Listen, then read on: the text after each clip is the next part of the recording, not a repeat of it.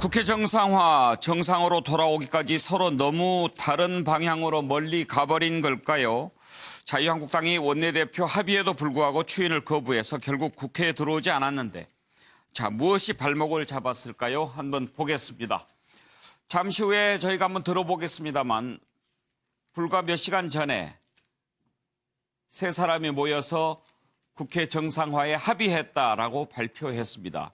그랬는데 그때 나경원 원내대표가 다만 과정이 있다. 우리 의원총회를 열어서 추인을 받아야 된다라고 얘기를 했는데 결국 자유한국당 의원총회에서 추인해주지 않았습니다. 그래서 오늘 합의가 무효가 됐습니다.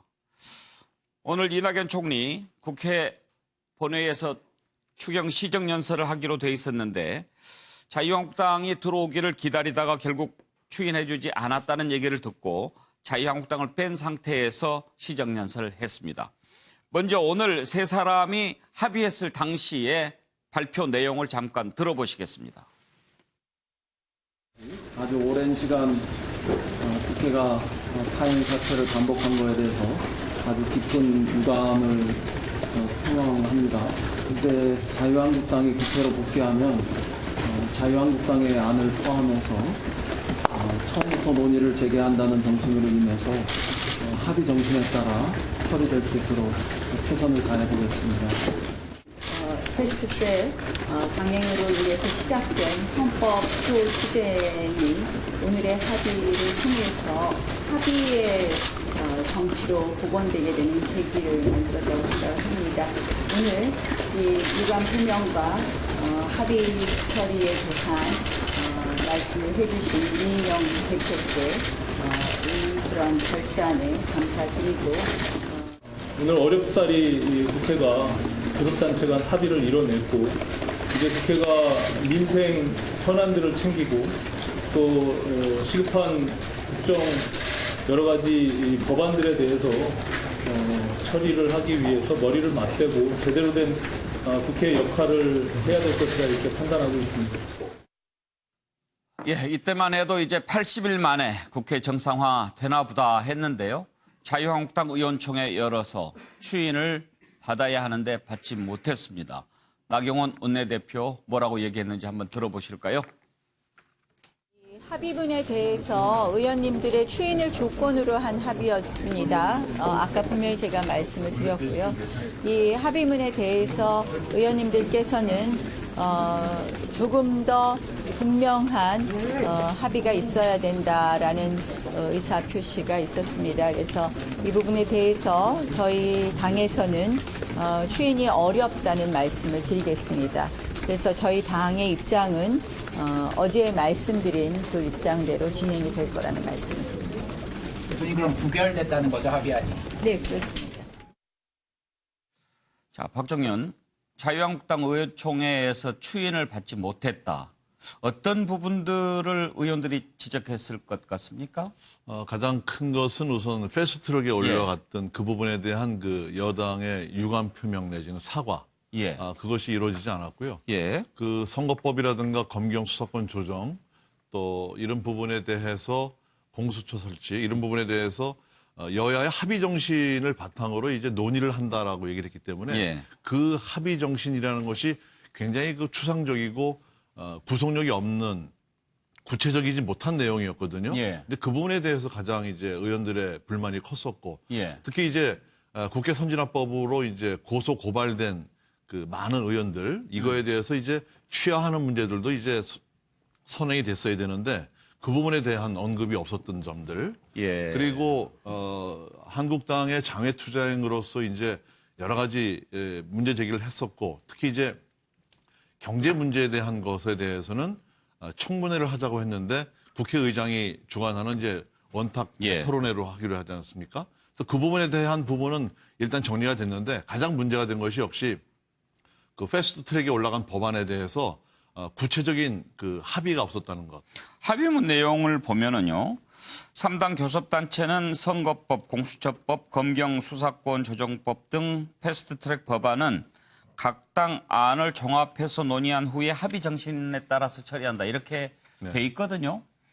그런데 지금 원내대표면은 일단 그 원내에서 의원들이 선출한 대표 아닙니까? 네. 그리고 여야 3당 합의를 했을 때 원내대표 독단적으로 하지는 않았을 거고 대표하고도 교감은 있었을 것 같은데 이것을 추인을 안 해주면 앞으로 지도력에도 좀 문제가 생기지 않겠습니까?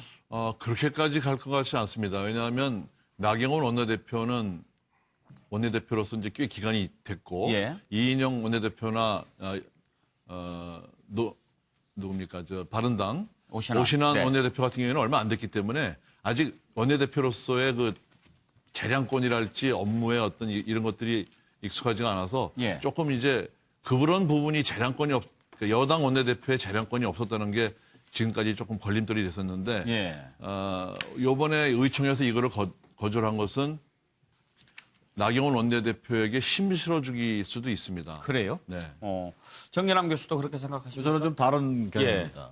물론 뭐 동트기 전에 새벽이 가장 어둡다고 예, 하잖아요. 그래서 지난 주말만 해도 굉장히 좀 어려울 것처럼 보였는데 어쨌든 오늘 또 여야 원내대표 간에 합의가 있다는 얘기를 듣고 정말 만시지탄이다. 예. 이게 지금 국회 이를테면 국회의원 소환제가 거론되고 차라리 이렇게 개점 위협할 거면 폐업해라. 이런 국민 여론이 따가웠지 않습니까? 그런 면에서 여야 할 것 없이 국민적 어떤 여론에 부응하는 차원에서 합의를 이끌어낸 것에 대해서 상당히 진일보한 거다. 이런 평가를 좀 하려고 예, 했어요. 예. 근데 오늘 보니까 저는 좀 전에 나경원 원내대표가 소위 이른바 의총 결과를 전달하는 방식이요. 예. 저게 무슨 중계방송 하듯이 되게 될 일이 아니에요. 원내대표 책임이라는 게 막중한 거 아닙니까?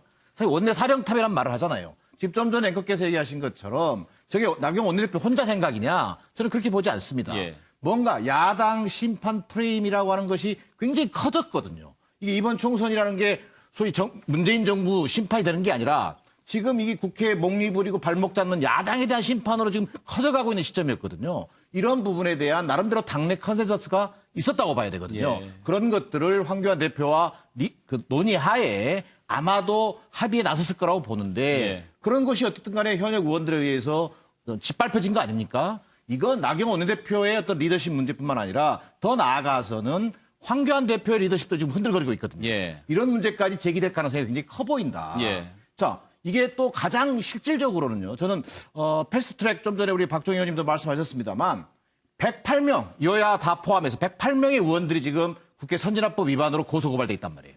이런 문제에 대해서 확실한 담보를 받아내지 못한 것에 대한 저는 현역 의원들의 반발 이런 것들도 좀 하나의 작은 요인으로는 짚어볼 수 있을 것 같습니다. 황 소장께서는 어떤 부분을 제일 문제 삼았을 것 같습니까? 저는 솔직히 한국당이 별로 잘하는 건 없죠. 저도 비판을 많이 하는 사람입니다. 그렇지만은 한국당이 장외로 나간 것은 야당의 몽리나 이런 게 아니라 적어도 선거법을 갖다가 합의해서 처리하지 않고 일방적으로 처리하는데 그게 민주당이 만약 반대 입장이었으면 원내에 있었겠습니까? 누구라도 나가지요. 그러면 그 나간 사람들을 들어오게 하려면 기본적인 요구사항이 뻔하지 않습니까? 자, 패스트트랙 이렇게 일방적으로 처리한 부분에 대한 사과. 그리고 지금 60여 명 이상이 지금 패스트트랙에 의해서 고발되어서 사법 처리가 지금 소치하를 해도 사법 처리가 될 수 있어요. 그러면 그 부분에 대해서 민주당이 정치적으로 해결하겠다라는 예. 의지를 보이는 거. 이거 두 개가 전제되고 합의해서 처리한다면 제가 봤을 때 아마 오늘 의총에서 처리됐을 거라고 봅니다. 예. 아무리 한국당 의원들이 허리멍텅하고 또 기회주의적이라 하더라도 그래도 의원으로서 이렇게 자존심이라든지 이런 것들이 있는데 사과나 처벌 이에 대한 철회 이런 부분이 없이 그냥 합의 처리한다 이런 말로 가니까요. 엄청나게 개별적인 어떤 이해관계들에서 기분이 상했다. 저는 그렇게 보고 있고요. 또 나경원이나 황교안이 당의 대표나 원내대표면 이 부분과 관련해서 적어도 나경원을 그 원내대표 합의에 나갈 때 예. 가이드라인은 이거니까 이게 안 되면 합의를 하지 말라고 이전에 아마 카리스마 있는 대표들 같으면 원내대표에게 가이드라인을 줬을 건데 예. 자, 이 부분에 곤란하니까 자기 가이드라인을 쑥 빠지고 가서 그걸 합의를 하고 와가 예. 사후에 의총에 붙였다가 부결되는 이런 일들을 한다라는 것은 지금 한국당의 예. 지도력, 리더십에도 큰 문제가 발생되어 있다 이렇게 봐야 됩니다. 혹시 국회 판례를 뒤집어서 쓰셨는데 특별한 이유가 있으신 거는 아니죠? 사진을 이렇게 보면 조금 올려보시면. 아니, 뭐 어차피 거꾸로 가는 국회니까요. 예. 노영희 변호사께서는요. 오늘 그 강원랜드 채용비리 사건 관련해서 권성동 의원에 대해서 무죄가 예. 선고됐잖아요. 공소 사실이 증명이 안 됐다라는 얘기였는데 이런 것들도 사실은 그 자유한국당이 보다 더 분명한 합의를 원한다라고 하는 것을 조금 더 강력하게 밀어붙이도록 만든 요인이 아닌가 싶어요. 자신감을 좀 생기게 만든. 근데 사실은 제가 조금 이상한 거는 지금 결과적으로 자유한국당에서 원하는 것은 그동안에 그 고소고발 당했던 그 사람들에 대해서 고소를 취하해라. 고발을 취하해라. 이제 이런 것을 만약에 해줬다 그랬으면 제가 봤을 때는 이게 됐을 것 같아요. 근데 예. 그것을 표면적인 이유로 내세우지는 못하고 있는 것 같은데. 그 부분이 안 들어가 있다? 네, 그러다 예. 보니까 이제 아마 사실 제일 원했던 거 혹은 제일 저실했던 건 그거였던 것 같은데 그게 안 되기 때문에 이제 이런저런 이유를 들어서 한 거 아닌가 생각이 들고. 그런 것은 혹시 이면 합의했을 가능성은 없을까요? 뭐 그랬을 가능성이 글쎄요. 왜냐하면 지금 현재 민주당을 지지하는 사람들의 다수가 예. 고소고발 취하는 안 된다라는 의견을 사실 강력히 전달했다라고 제가 알고 있어서 예. 그분 이면 합의가 됐는지 잘 모르겠습니다. 근데 만약에 됐다 그러면 저는 이번에 아마 이게 좀 통과가 됐지 않았을까 생각이 들어요. 게다가 더 중요한 건 지금 자유한국당에서는 그 수돗물 붉은 수돗물 사건하고 윤석열 그 지검장 그 검찰총장 후보자에 대한 청문회도 한다 그랬다는 거거든요. 근데 사실 제일 중요한 거는 그런 것들이 아니에요. 왜냐하면 윤석열 그 후보자에 대한 청문회는 자유한국당에서 그거를 뭐 통과시키지 않아도 사실은 대통령이 임명하면 되는 거였거든요. 사실은 아주 본질적인 부분은 아닌데 정말 본질적으로 해야 되는 일은 안 하고 사실은 그렇게 이제 공격할 수 있는 거리들만 찾아가지고 얘기를 하고 있단 말이에요. 근데 오히려 청문회는 지금 민주당 쪽에서는 황교안 그 대표하고 연결시켜서 우리도 반격하겠다라고 얘기를 하고 있기 때문에 더 시끄러워질 가능성만 더 저는 많다고 봐요. 그래서 이게 사실은 자유한국당이 이렇게 한 건 좀 사실 실망스럽습니다. 글쎄요. 자유한국당 입장에서 따질 것도 많고 할 일도 많을 것 같은데 들어와서 싸우는 것 그리고 계속 밖에서 싸우는 것 어떤 게 더 좋다고 판단했을지 궁금합니다.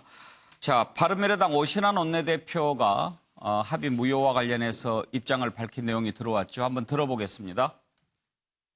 굉장히 오랜 시간 어렵사리 교섭단체 간 의사일정 합의를 이뤄내고 제대로 된 국회 정상화를 이뤄낼 것으로 기대했는데 한국당의 의원총회에서 이 부분을 무산시킨 것에 대해서는 매우 유감스럽게 생각합니다. 국민들이 지금 국회를 바라보고 있습니다. 그런 상황에서 한국당의 전향적인 입장 전환을 다시 한번 촉구하면서 하루빨리 국회가 정상화되기를 바라는 마음입니다. 예. 자, 최진영 변호사, 더 꼬이게 된 거는 아닌가 그런 염려도 됩니다. 근데 이제 그 날이 밝기 전이 예. 가장 어둡다 이렇게 예. 얘기를 하지 않습니까?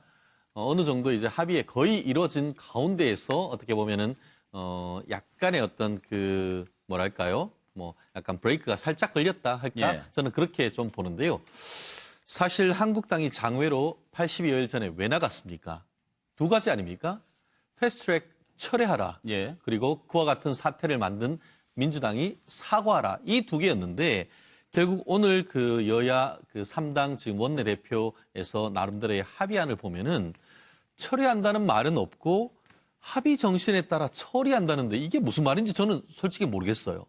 그리고 그나마 이인영 원내대표 같은 경우에도 깊은 유감이라고 했는데 유감이 어떤 한국당이나 이런 부분에 대한 유감이 아니고 예. 패스트트랙 추진 과정에서 국회 파행 사태가 반복된 것에 대한 유감. 예. 한마디로 한국당 입장에서는 최초에 요청했는 것 중에 쉽게 말하면 1도 받아들여지지 않았다. 한마디로 명분도 없고 실리도 없는 합의였다. 그렇기 때문에 우리는 다시 돌아갈 수 없다. 이렇게 지금 내부적으로 정리된 것으로 지금 해석이 되는 것 같은데요.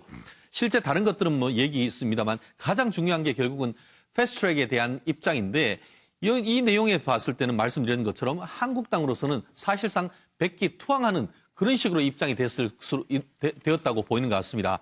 다만 그럼에도 불구하고 어쨌든 나름대로 합의까지 발표가 됐음에도 불구하고 이것이 추인되지 않았다라는 점에서 저 또한 굉장히 당혹스럽습니다만 다시 한번 여야 이 3당 그 원내 대표들끼리 모여서 나름대로 좀 이렇게 머리를 맞댄다고 하면은 조만간 좋은 결과 나올 수 있지 않을까 생각합니다. 예.